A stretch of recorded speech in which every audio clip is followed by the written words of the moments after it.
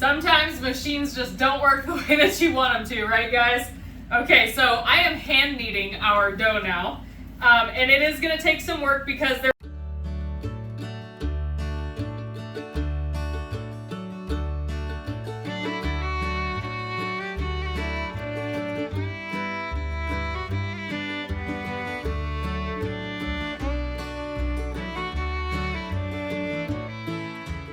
Hi you guys, welcome back to Kirshner FarmStead. If you are new to our channel, my name is Kirsty, and today we are going to be making potato bread, okay? This is a super simple recipe and comes out great for sandwiches, all right? So first of all, we are going to need a large russet potato, like a good sized baking potato, okay? And we are going to chop it up into chunks and get it into a pot full of water, okay? Now we are going to get this on the stove and we are going to boil it until it is fork tender, just like you were making mashed potatoes, okay? Then we'll be back. All right, you guys, our potatoes are all done and cooked up, and now we are going to take them and add them. I drained them, and now we're going to add them into 3 cups of cold milk.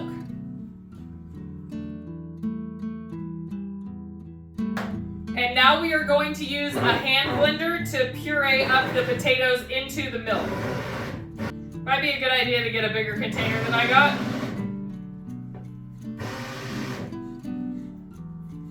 And that is why.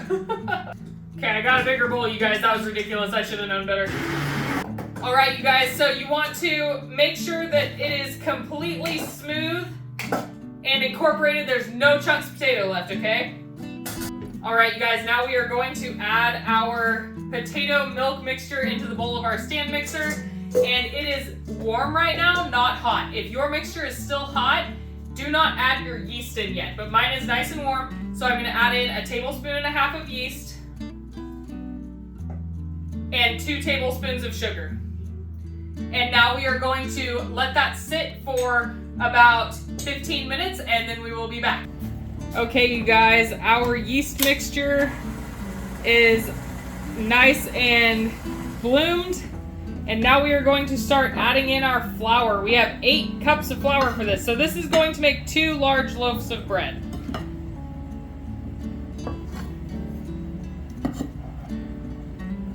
Now we're gonna add in about half of our flour. Start that mixing up, and we are going to add in 3 teaspoons of salt.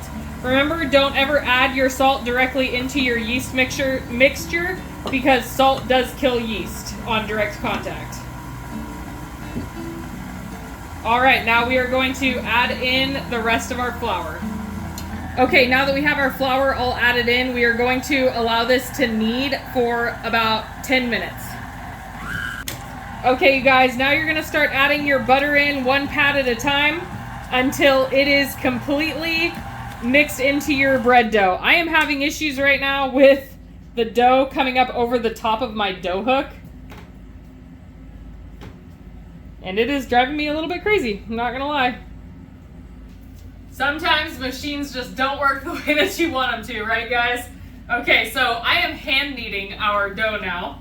And it is going to take some work because there's a lot of butter that needs to go into this dough, but that's okay. We're going to do it the old-fashioned way. And then once you get 1 tablespoon kneaded in, you're just going to knead in the next one. I am not going to flour my bench because I don't want this dough to have extra flour in it. I want it to be nice and elasticy and soft.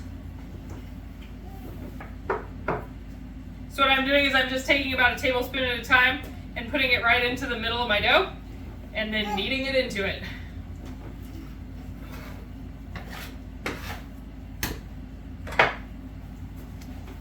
This is why it's always good to know how to do things without machinery, right guys?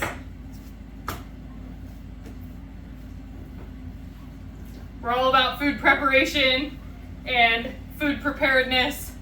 Might as well be all the way prepared in knowing how to do stuff without the machines working. my first week in bread class when I was in culinary school, they actually made us hand knead all of our bread before we got to use mixers because they wanted to show the importance of knowing how to make bread without a mixer. And my mixer's fine. It was just too big of a batch of dough. So it was going up over the dough hook and it was causing just causing issues. So here we are. Remember when you're hand kneading, you go until you feel like your arm's gonna fall off and then you go for 5 more minutes. Now we are going to talk about proofing a little bit. If you haven't seen my other bread videos, it's been a bit since I've talked about it. So proofing is going to be the first rest of your bread, right? Okay, so after you're done mixing your bread together, you're gonna need to proof it. That's gonna be the initial rise on your bread, okay? So you're gonna take and put some oil in the bottom of a bowl that's big enough to allow your dough to double in size. And then you're going to take your dough and use it kind of like a mop, and you're gonna mop the oil up the sides, and then you're going to flip the dough over so the oil's on the top, all right? Now, to proof, there's a few different things you can do. You can do the old-fashioned way of proofing where you just take a wet towel and put it over the top and set it in a warm location on your counter until it's doubled in size. Or you can speed up the process by using your oven. What I used to do is, for the longest time, I would just boil a pot of water, put it on the bottom of my oven, and then put the dough on top of it. Don't turn your oven on, just let it sit in there in the steam. And then now what I do is I actually have a proof setting on my oven, but it doesn't have any moisture. So if you have a proof setting that doesn't have any moisture, that steam that is put into your oven, then make sure that you put a bowl of water in there because it will absolutely dry out the top of your bread, and that's a problem, okay? So we are going to put this in our oven proofer for as long as it takes to double in size. All right, we'll be back, guys. All right, you guys, our dough is proofed, and now we are going to take it out of the bowl. Yeah, good job. Got to get a light layer on the table, huh? All right, there is our giant dough blob. Taco. Not a taco, say bread. Taco. Okay, so we're going to shape it into as good of a circle as I can get. There we go. And then we are going to cut it in half. No, you're not going to cut it in half. Yeah. No. All right, now we are going to shape them into loaf shapes. So you're going to push and pinch, or if you're coming this way, then pinch with your thumbs, okay? And then roll it out to, it is a very soft dough, but you're gonna roll it out to the size of your loaf pan. So if you have the smaller 8-inch loaf pans, this will make 4 loaves. But I am using my Pullman loaf pans today.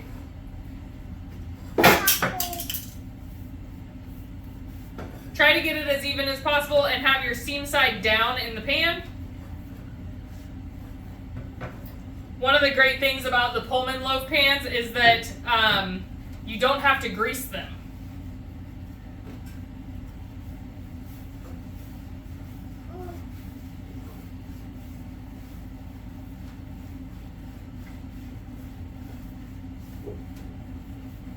All right, now we are going to put the tops onto our pans, just cracked open a little bit, and we are going to let them do a second rise for 10 to 15 minutes while our oven preheats to 350 degrees.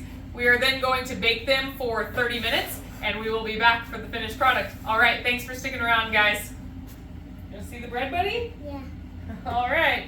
Okay, you guys, 30 minutes, and our bread loaves are done. Look at those beautiful potato loaves. How does it smell, buddy? Don't touch, they're hot. Whoa.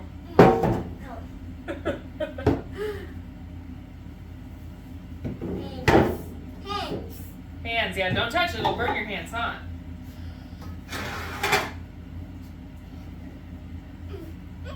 All right, you guys.